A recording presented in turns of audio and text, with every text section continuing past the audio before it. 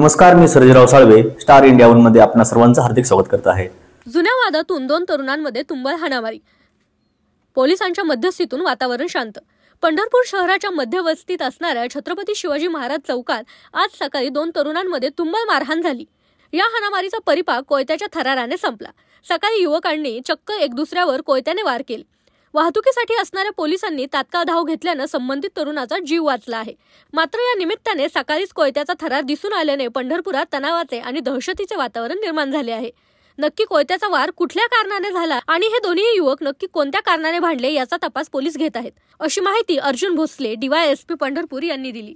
आज रोजी सुभाष ज्योतिराम लिमकर जे लाकडाच्या वखारीचा व्यवसाय करतात ते मजूर शोधण्याकरिता शिवाजी चौक येथे सुमारे सकाळी 8च्या सुमारास आले होते। तर त्या दरम्यान आरोपी जो आहे अमित वाटारकर यांनी त्याच्यावर वार करायला सुरुवात केली।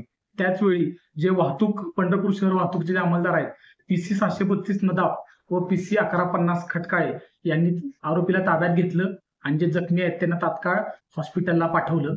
सदर जो गुन्हा आहे त्यामध्ये जे जखमी आहेत त्यांच्या पुतणीची आणि जो आरोपी आहे यांची मैत्री होती आणि त्याच जुन्या वादातून जे जखमी आहेत सुभाष लिमकर आणि सुभाष लिमकर यांनी अमित वाटारकर याला थोडी किरकोळ मारहाण केली होती। त्याचाच राग मनात धरून आज अमित वाटारकर यांनी सुभाष लिमकर यांना गंभीर मारहाण केलेली आहे। सध्या जे सुभाष लिमकर आहेत त्या हॉस्पिटलमध्ये उपचार घेत आहेत। आरोपी अमित वाटारकर ताब्यात असून गुन्हा दाखल करण्याची प्रक्रिया सुरू आहे।